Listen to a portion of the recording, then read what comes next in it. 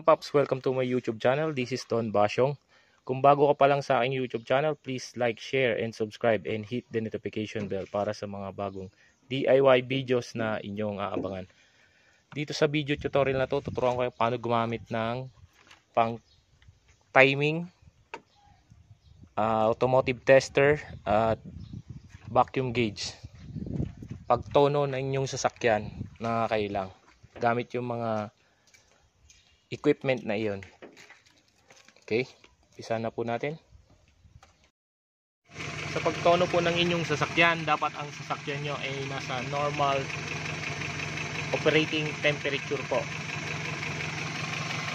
Una po natin gagawin is tanggalin yung isang vacuum, manifold vacuum, para ilagay ang ating hose ng vacuum gauge. Ayan.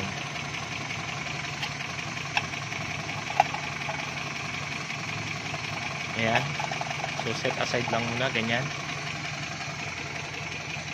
Tapos susunod ang ating automotive tester.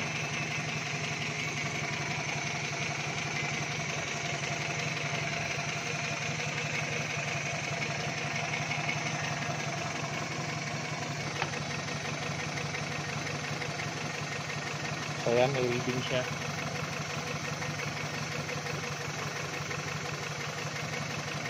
Medyo painitin muna ng konti kasi kabubukas ko lang.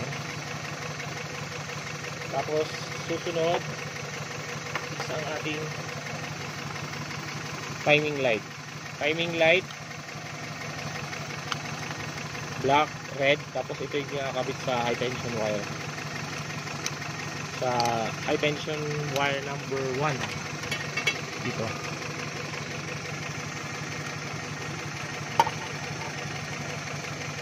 Yan.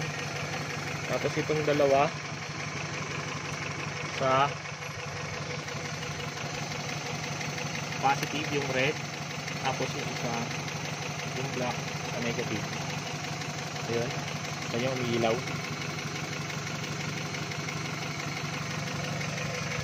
Ayun o, kung makita nyo may umiilaw. So yan, pag gagamit kayo ng timing light, tanggalin nyo yung manifold vacuum ng vacuum advancer. Ano yun? Yung nandito sa taas. Yan, ito. So tinanggal ko, yun yung nakakabit dun sa aking vacuum gauge. So yan.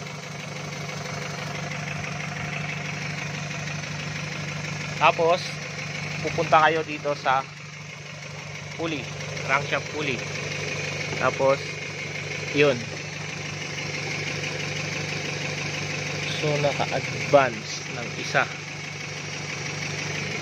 Hindi makita.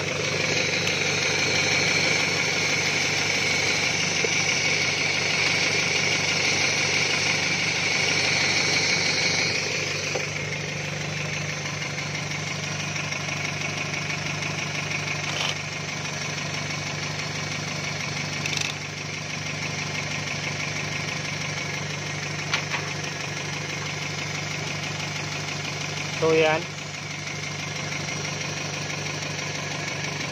So advance ako ng isa, 11. So ang gagawin para maibalik sa 10 is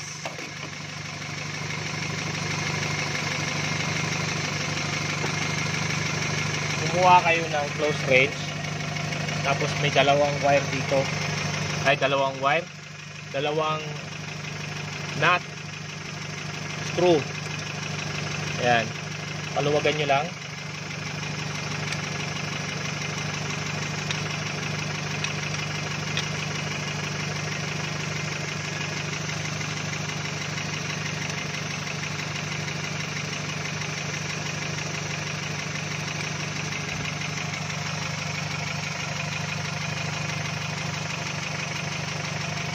Tapos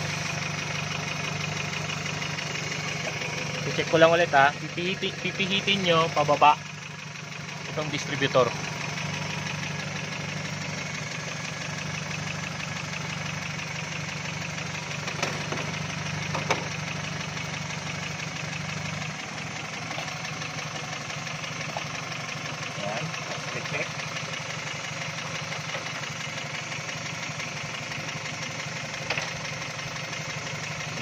Pato. Balik natin.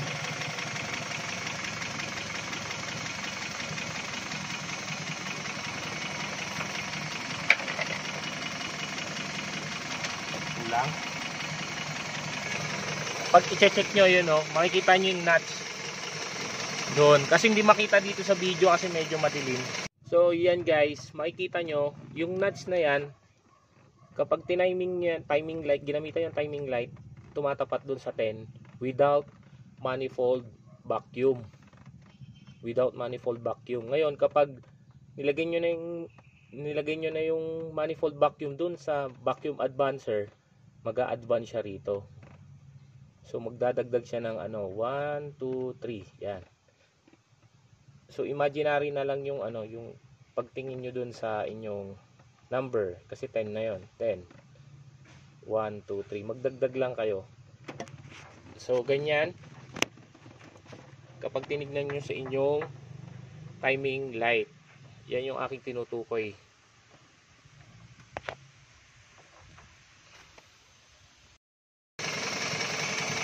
Tsaka limited yung space, pero may nuts yan. Kung napanood yung dating video ko, yung nuts na tinutukoy ko, yun yung top dead center, 10 degrees before top dead center. So pipihitin lang yung distributor para tama yung nuts na yon sa 10 degree.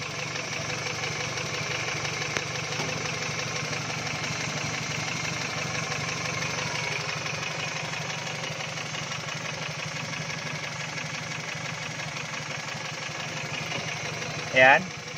So ayan, na-set na. Nandito na yung nuts. Ayan. Nakikita ko sa timing. So pag kinabit ko naman yung vacuum manifold ng ating vacuum advancer, dapat mag-advance siya. Ayan. Titignan natin kung tama. Ayun, so nag-advance siya ng 3. Kung kanina nandito siya, ngayon nandito na. Yan. Yan, mag-set ng timing ng inyong distributor. So yan, papahigpitan na lang ulit, ibabalik.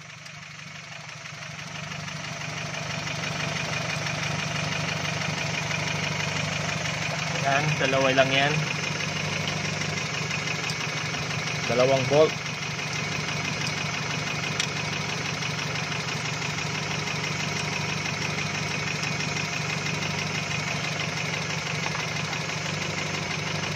Tapos tatanggalin ko ulit kasi ilalagay ko itong vacuum gauge. Ngayon pupunta naman ako sa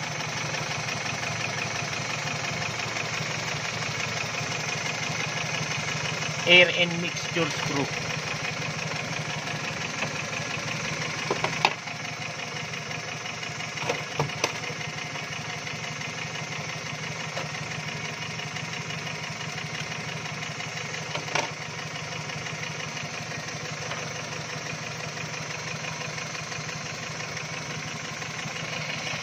So ito yon, yung ating air and mixture screw. Yan.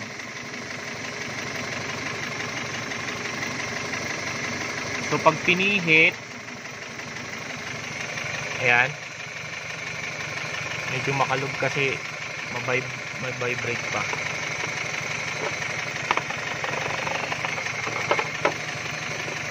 Ayan.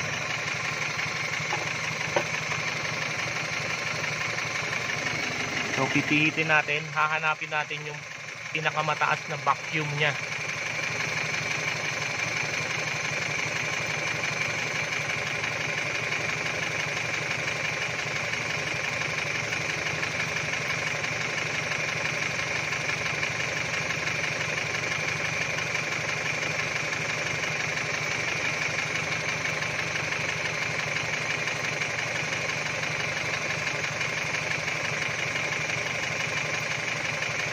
Ayan.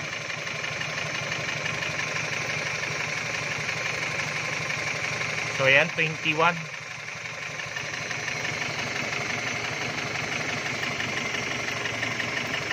Ito yun. Tapos itong idle speed screw, ito naman, ito yun. Siya naman yung gagawin natin dapat ano,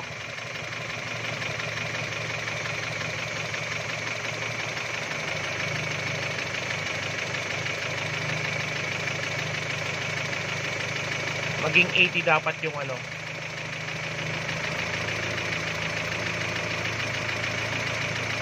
Yan. So ayan na. Yan. 80.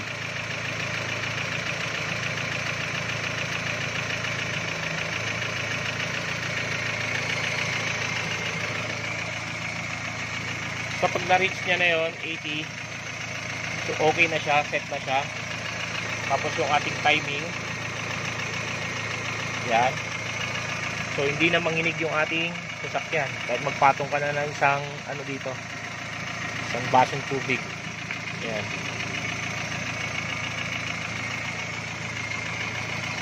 Remember guys, kapag magse-set kayo nito, dapat yung ating fan ay hindi gumagana para makuha nyo yung accurate. Ayan, gumana oh. Tingnan nyo,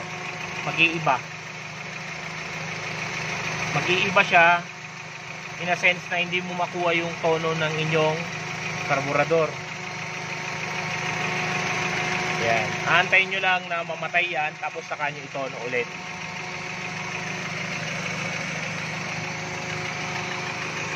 So yun lang yung gagalawin kapag isi-set mo yung vacuum gauge.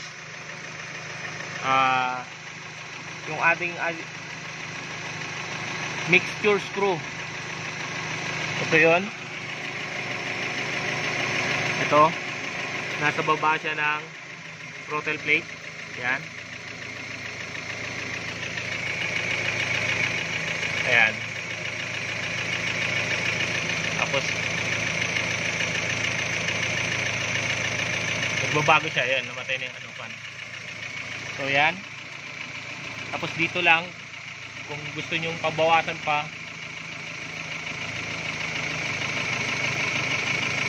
ayan, pag ginagalaw nag-iiba. Kaya pinipilit ko.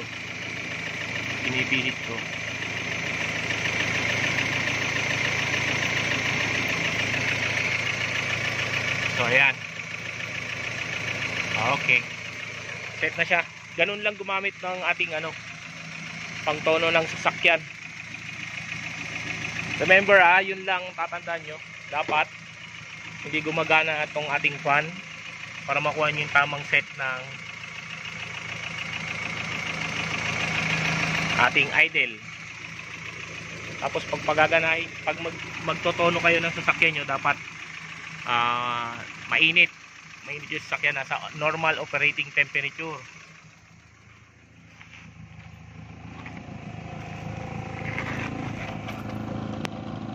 One thing more, yan, kapag magtotono kayo, dapat walang nakabukas na fan dito sa loob, aircon, or yung inyong, basta kung ano yung mga gadgets nyo rito na nakasaksak, dapat hindi naka-on. Yan lang siya.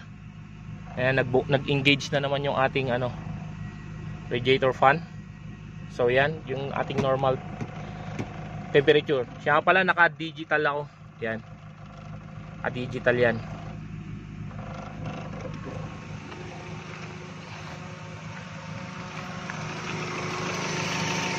So ganyan lang guys. Kung bago ka pa lang sa aking YouTube channel, please like, share, and subscribe, and hit the notification bell para sa mga bagong DIY videos na inyong aabangan. Maraming salamat po. Keep on supporting Don Basyong. God bless always.